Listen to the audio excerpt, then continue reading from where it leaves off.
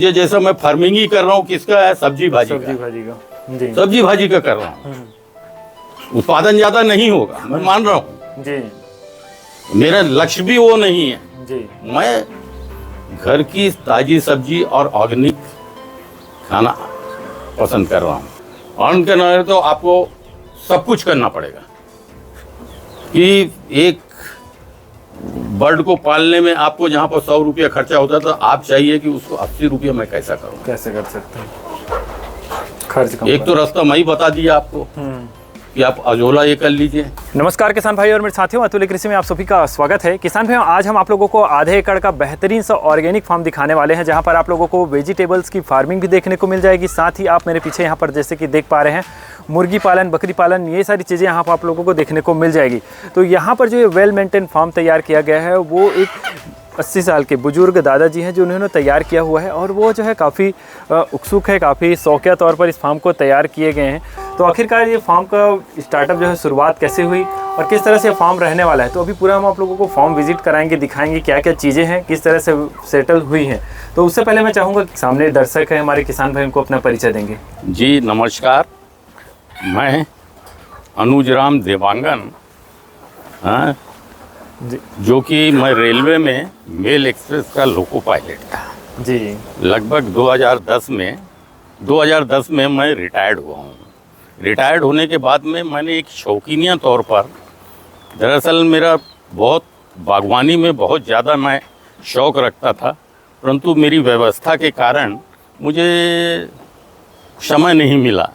तो मैं रिटायरमेंट के बाद में मैंने अपना ये छोटा सा एक फार्मिंग स्टार्ट किया हूँ जी। तो उसमें ये फार्मिंग तो सभी कोई करते हैं, पर आजकल देखने में यह आता है कि आप मार्केट में देखते हैं बड़े बड़े फल, बड़ी बड़ी सब्जियां, बड़े बड़े गोभी, बड़े बड़े ये मिलते हैं, तो उसमें ऑर्गेनिक कुछ नहीं होता है जी। और उसका प्रभाव ये पड़ता है कि स्वास्थ्य के ऊपर काफ़ी प्रभाव पड़ता है जी। तो मेरा जो दृष्टिकोण है उस ओर गया है। तो मैंने जो भी किया है अपने यहाँ, तो उत्पादन जो किया उसमें गोबर खाद के सिवा मैंने कुछ भी यूज़ नहीं किया है जी। और जो भी सब्जियां हैं वो मैं आज कुछ इसके तरह तो नहीं किया हूँ कि उसमें अर्न ये करूँ, क्योंकि मेरा टाइम पास करना है, क्योंकि रिटायरमेंट के बाद में टाइम पास करना एक बहुत बड़ी समस्या होती है। तो मैंने उसको बांधे रखने के लिए मैंने अपना ये फार्मिंग स्टार्ट किया है, जिसमें कि ये घर में ही अपना सब्जियां भाजी उगाता हूँ जी। और उसी को मैं इस्तेमाल भी करता हूँ जी।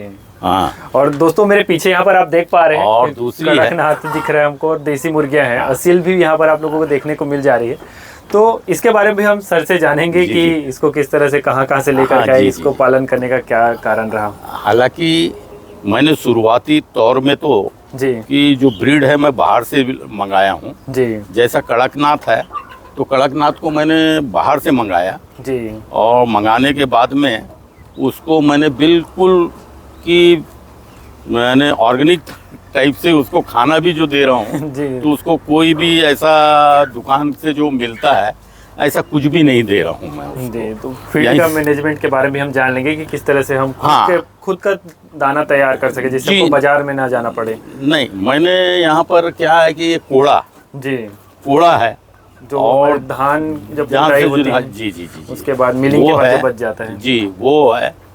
और जो सब्जियों से जो वेस्टेज निकलता है जी, वो वेस्ट जैसा है, टमाटर है, भिंडी है और बहुत सी चीज़ें हैं, तो वो वही चीज़ मैं खिला रहा हूँ उनको। तो मेरे पास क्या कड़कनाथ भी है और इसमें दूसरी ब्रीड है ही नहीं, मेरे पास एक असल है जी, और असल के सिवा देसी जो मुर्गियाँ हैं वो भी है, और उसको भी मैं किसी तरह का बाहर का दाना नहीं देता हूँ। और जो मेरे पास अंडे भी निकलते हैं वो 100% प्योर अंडे, उसमें कोई मिलावटी वगैरह या कोई ये खाने पीने का कोई बाहर का ये नहीं है, और वो भी फ्री रेंज में है जी। अभी ये हमने कुछ सब्जियां लगा के रखी है जिसके कारण हमको उसको अंदर करना पड़ा है। ये क्या है कि अभी इसको तो आप देख रहे हैं कि मैंने छोटे छोटे, तो इसमें डैमेज करना चालू कर देती है करके मैंने उनको अंदर रखा हूँ। नहीं तो इनको तो पूरी रेंज में मैं घुमाता था। जी, ये एरिया कितना रखा हुआ है सर आपको? पहले हम फार्म के एरिया के नहीं, ज़्यादा नहीं है ये, मेरे ख्याल से 135 मेरे ख्याल से उस तरफ होगा। ये सबसे पहले हमारा ये पूरा फार्म कितने एरिया का है ये जो है? ये हाफ एन एकड़ का, आधे एकड़, आधा ही एकड़ है, बहुत बड़ा नहीं का है। फार्म है। जी जी जी। और ये वाला एरिया हमने कितना रखा हुआ है जो हमारे वेजिटेबल्स हम ग्रो कर रहे हैं यहाँ पर? ये लगभग 50% मान लीजिए जी, 50 इकाई के लिए 75% पकड़ लीजिए। और हालांकि वो भी मेरे एरिया वो भी है, अभी है। तो इस तरह से 75% एरिया में हमने जो है वेजिटेबल्स यहाँ पर ग्रो कर रहे हैं। जी जी जी। हाँ, तो ये क्या क्या लगा कर रखा है सर? जैसे हमको तो मूली दिख ही रहा है, ये कौन सी मूली है? ये है हमारी भाजी, हमारी भाजी। और ये टमाटर के बीज दिए हुए हैं। अच्छा, नर्सरी भी आप खुद से तैयार कर रहे हैं? और आपका उस तरफ है आपका पीले वाले सरसों जी, हाँ, और धनिया, पालक, और क्या बोलते हैं उधर गोभी भी है, भिंडी है। जी, ये भिंडी अभी देख पा रहे हैं दोस्तों। तो ये भिंडी है, और उधर जो ढेमसा बोलते हैं टिंडा, जी, वो है जी। आपका कुमड़ा है जी, और सेमी है, गलका है जी। ऐसा थोड़ा थोड़ा रेंज में सब किया हूँ जी, ताकि मेरे को घर के ही उत्पादन सब कुछ मिल सके जी। मार्केट जाने की जरूरत, मैं ऐसा कवर अप करना चाह रहा हूँ, मुझे मार्केट नहीं जाना पड़े जी। और बाउंड्री का भी सर ने काफी अच्छा इस्तेमाल किया हुआ है। चारों तरफ उन्होंने फल वाली पौधे लगा कर रखे हैं। जी। अभी प्लांटेशन अभी जस्ट हुआ है। इसमें केले जी, नींबू जी, सीताफल, पपीता, और आपका अनार, बिही जी, कटहल जी, मीठा नीम, और ये संतरा और संतरा, मौसम्बी, ये सब मैंने। चीकू भी लगा हुआ है। हाँ, चीकू भी है जी। चीकू जी। और सर ने इंटरक्रॉपिंग का भी काफ़ी अच्छा इस्तेमाल किया है। जैसे हमने यहाँ पर बेड लगा कर रखे हैं, तो ये जो खाली जगह छूटता है उसमें धनिया पत्ती लगा हुआ है, लाल भाजी लगा हुआ है जी, ये सारी चीज़ें लगी। क्या है कि ये तो ज़्यादा टाइम नहीं होता है जी, ये जगह का भी यूज़ हो गया है जी, जगह ज़्यादा वेस्ट नहीं होना है, तो वो जगह का मैं पूरा कवर अप किया हूँ कि ताकि जगह भी यानी वेस्ट नहीं होना चाहिए। उसके बाद फिर आगे नेपियर भी हम देख पा रहे हैं, आगे हम चलेंगे। ये मुनगा भी लगाया हुआ था आपने इसका? हाँ, ये मुनगा मैं लगाया जरूर था जी, परंतु हाँ, ये मुनगा को मैं ये नहीं करूँगा। यहाँ के प्लान मेरा और कुछ बन रहा है कि उतने जो जगह है वो मुनगा को मैं यहाँ पर नहीं रखूँगा। यहाँ और कोई सब्जी वगैरह जी मैं ये लगाऊंगा इसको जी। और ये लाइटिंग भी काफ़ी अच्छी तरीके से आपने लगा कर रखा है, मतलब जो सुंदर दिखना चाहिए हमारा एक फॉर्म जो है वो काफ़ी सुंदर यहाँ पर लग रहा है हमको। जी हाँ, मेरा क्या है दरअसल जी कि मैं गार्डनिंग का बहुत शौकीन आदमी जी। तो क्या है कि इसके लिए मैं ये किया हूँ, अभी जो जगह बचा है तो मैं ऐसा सोचा कि क्यों नहीं इसमें हम इस जगह को अपने ऑर्गेनिक फार्मिंग किया जाए। लोग तो इसमें करते हैं और उसमें केमिकल में करने पर, और मैंने देखा हूँ कि उसका दुष्प्रभाव बहुत होता है। 40 साल में आदमी बूढ़ा नजर आता है जी ना। और ऑर्गेनिक में हमारे बड़े बुजुर्ग जो थे वो देखते थे 100 साल हो जाता था पर उनके एक दांत नहीं टूटते थे। अभी तो 50 साल होते थे 4 ठो दांत टूट जाते जी। ये तो है सर। हाँ, तो मेरा ध्यान उधर गया, तो मैंने सोचा क्यों नहीं मैं इसमें करूँ। हालांकि उत्पादन भले, क्योंकि मेरे को कि घर के लिए चाहिए जी, सब्जी भाजी चाहिए, तो मेरे को उत्पादन जो चाहिए मेरे घर के लिए चाहिए, और मैं यहीं की सब्जी यूज़ करूँगा। अभी इसमें हमने चना भी अपने घर के लिए बोया है, आज ही बोया हूँ मैंने। अच्छा। थोड़ी सी की चना भाजी निकल जाए, और उड़द भी बोया है, आज ही बोया हूँ मैंने जी। दोनों की बुआई आज ही? हाँ, आज ही बुआई किया हूँ जी, ताकि वो भाजी जो मिले मेरे को, तो मैं उड़द भाजी भी खाऊं और चना भाजी भी खाऊं इससे जी। हाँ। और ये नेपियर जो आपने लगाया? हाँ, ये नेपियर जो लगाया हूँ, मेरा ऐसा प्लान था, जो ये रूम था जी, ये जो सामने देख रहे हैं आप, तो इसमें मेरे को एक्चुअल बकरी पालने का था, बकरी पालने का था। और मेरा चॉइस है कि मैं दूसरा बकरी नहीं, मेरे को जमनापारी बहुत पसंद है जी।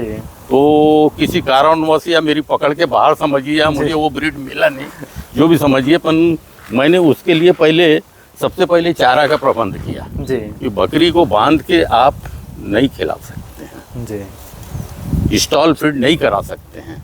तो मैंने सबसे पहले उनके लिए वो करवाया कि उनके खाने का क्या प्रबंध है। हालांकि मेरे पास जगह जरूर है, हाँ परंतु फिर भी मैंने बोला नहीं, सबसे पहले नेपियर घास उसी प्लान से किया हूँ। तो ये नेपियर घास है कि इसको मैं ये करूँ कि जिसमें अगर मान लिया जाए 75% कम से कम इधर कवर हो जाए, 25% तो मैं भले दूसरे बाहर मार्केट से लेके ये फीड हाँ फीड कर लूँ। जी तो क्या फीड कॉस्ट को कैसा भी कम करना है, जी। तभी आप ये कर रहे लाइव हैं। स्टॉक में वही है, क्योंकि पूरा हाँ। खर्च हमारा फीड में ही चला जाता है। अभी देखिए मुर्गी के लिए भी मैंने वहाँ 2 गड्ढे खोल के रखे हैं जी। मैं उसमें वो अजोला मेरा अजोला के लिए मैंने वो गड्ढे खोदा है जी। क्योंकि अजोला में 100% आपको प्रोटीन है जी और सेम चीज इसमें है, जी इसमें भी 100% प्रोटीन है। अगर मैं ये देता हूँ तो एक तो प्रोटीन आपको मिल गया जी, और दूसरी चीज एकदम लो कॉस्ट में कम खर्चे में। जब लो कॉस्ट में रहेगा तब तो आप प्रॉफिट गेन पाओगे जी हैं। और दूसरी चीज ये है कि इसमें जब तक आप पुरानी पद्धति और नया पद्धति में भी आएंगे आप, जी तो इसमें नया पद्धति में अगर आप करना मांग रहे हैं, नए पद्धति में कर रहे हैं, तो ऐसे बहुत से आपको विकल्प मिल जाएगा। जब आदमी को चाहत रहती है तो बहुत से मैं भी अननोन था जी, कि नेपियर होता क्या है करके मैंने यूट्यूब में पढ़ा जी, मैंने इनके बारे में क्योंकि मेरे को फीड कॉस्ट कम करना था, मैंने खुद इधर उधर रीड किया जी कि हम फीड कॉस्ट कैसा कम कर सकते हैं। जी अभी मेरे पास और भी बहुत कुछ है जी, जैसा अगर फीड कॉस्ट कम करना मांगते हैं तो आप देखते हैं बड़े बड़े होटल वगैरह हैं काफी वो वेस्टेज जाते हैं, खाना वगैरह होता है, देखते हैं आजकल सब बफे सिस्टम है, बहुत से वेस्ट होते हैं, दूसरे दिन फेंक दिया जाता है। आप क्यों नहीं उस वेस्ट को लाके खिलाते हैं जी, उनको भी प्रोटीन मिलेगा जी। क्योंकि एक बहुत बड़ा समस्या है कि फूड कॉस्ट कैसा कम कर रहे हो। फूड कॉस्ट आपके आजू बाजू ही है, बहुत दूर नहीं है। आप सब्जी मार्केट में चले जाइए, सुबह देखिए कितनी सब्जी की भीड़ है। हाँ, उस दिन आपको जरूर ट्रबल होगा जी। ट्रबल ये होगा कि उसको हम वहाँ से लाए कैसा, ना खिलाए कैसा। तो भाई ये जो मैनेजमेंट है जब वो करोगे आप तो करना पड़ेगा आपको। ट्यूब नहीं था, यूट्यूब नहीं, जानकारी का अभाव था, इंफॉर्मेशन टेक्नोलॉजी आपकी बढ़ी हुई नहीं थी। आज इंफॉर्मेशन टेक्नोलॉजी बढ़ी हुई है। आपको क्या चाहिए, यूट्यूब में तो पूरा मसाला पड़ा हुआ है जी, पूरा मसाला पड़ा हुआ है। आप कुछ भी कहीं पर भी खोल के देखिए, यूट्यूब में पूरे रास्ते दिखाते हैं, एक से एक चीज़ यूट्यूब में करें। सवाल है कि वहाँ पर हम जाके देखें, जिस भी क्षेत्र से हो, नॉट ओनली मैं फार्मिंग का बोल रहा हूँ, यूट्यूब में तो पूरा मसाला रखा हुआ है जी। पर जाइए और थोड़ा प्रयत्न करिए तो ज़रूर मिलता है। पर हाँ, मेरा फोकसिंग पूरा ऑर्गेनिक की ओर है जी, चाहे मुर्गी पालन हो, बकरी पालन हो या वेजिटेबल पालन हो, पूरा मेरे पास ऑर्गेनिक की इधर है।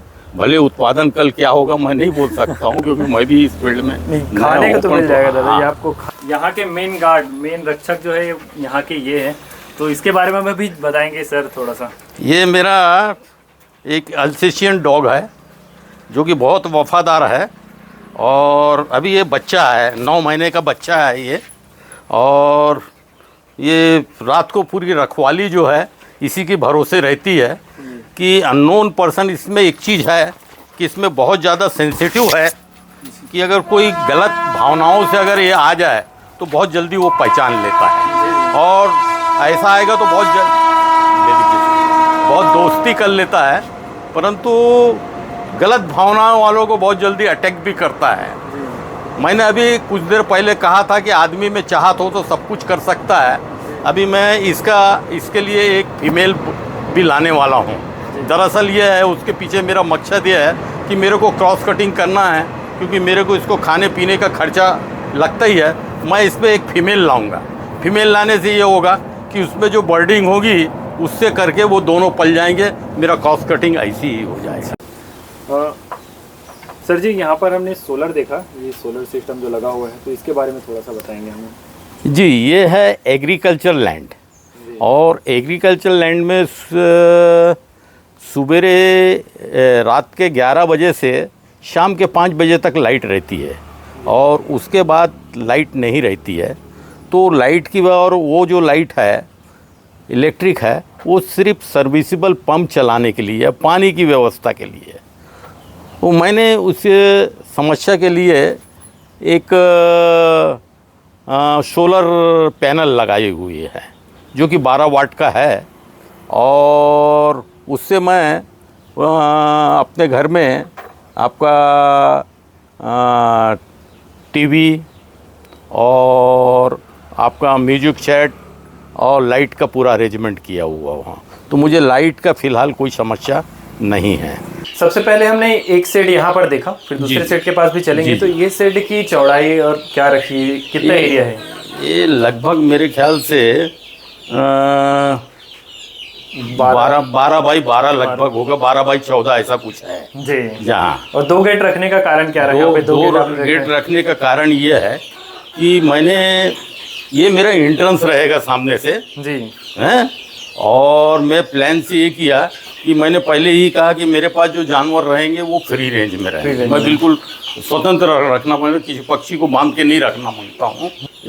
मैं फ्री रेंज बकरी को रखना मांग रहा था, और ये सामने का बंद कर देता और इधर से मैं खोल देता, तो उनको जैसा मान लीजिए धूप की जरूरत है, धूप में चले जाइए, उनको ज़्यादा ये लग रहा है कि भाई छाई की जरूरत है, जब चाहे तब आ जाए, जब चाहे बाहर चले जाए। तो ये दूसरे गेट की जो बात कर रहे थे हम, ये वाली गेट दूसरी गेट है। जी जी। तो ये एरिया पूरा बकरी के लिए हो जाएगा? जी जी, बिल्कुल बकरी के लिए हो जाएगा। तो वो अपने कंफर्ट के हिसाब से यहाँ भी रह सकती हैं? जी जी जी जी। और वहाँ जाना तो चले गई अपना जी, ज़्यादा कुछ नहीं है। इसको मैं एक कवर अप करना है, इसको करना है जी। और ये मॉनिटरिंग के लिए यहाँ पर आपने खिड़की भी रखी हुई है जिससे आप अंदर, हाँ, मैंने ये मेरा जो रूम है जी, इसको मैंने पूरा ये रखा हुआ चारों तरफ से, बिल्कुल मॉनिटरिंग के लिए। अपना मुर्गियाँ वो इसी में है? जी जी। तो दो सेट इसमें तो मुर्गी का ही प्लान है ना आपका आखिरी तक? अभी तो वही चल रहा है जी, अब देखें आगे जी। ये कड़कनाथ को आपने अलग रखा है, उसके बाद फिर असील, और वो नहीं, असील भी सेपरेट है कि साथ में ही है? नहीं, ये इनको मारती हैं। अच्छा, हाँ। कड़कनाथ, हाँ, कड़कनाथ को ज़्यादा ये करते हैं, परेशान करते हैं। अच्छा। मैंने, और दूसरी चीज़ क्या है कि इसमें ज़्यादा बर्ड रहने से उनको फ्री मिलता भी नहीं है, इसलिए मैंने इनको अलग से कर दिया। ये कैच बना दिए हैं जी। रैबिट भी आपने रखे हुए हैं? हाँ, रैबिट भी रखा है, वो शौकीन के तौर पर है। तो अब सर हम जानना चाहेंगे, जैसे कि इस तरह से फार्म कोई शौक तौर पर भी शुरू करना चाहते हैं जैसे आपने किया हुआ है, लेकिन इससे जैसे कुछ खर्च होते हैं हमारे यहाँ, तो वो सारे खर्च को अगर मैनेज करना हो तो हम इससे किस तरह से आमदनी ले सकते हैं या फिर कैसे निकाल सकते हैं, उसको बताएंगे।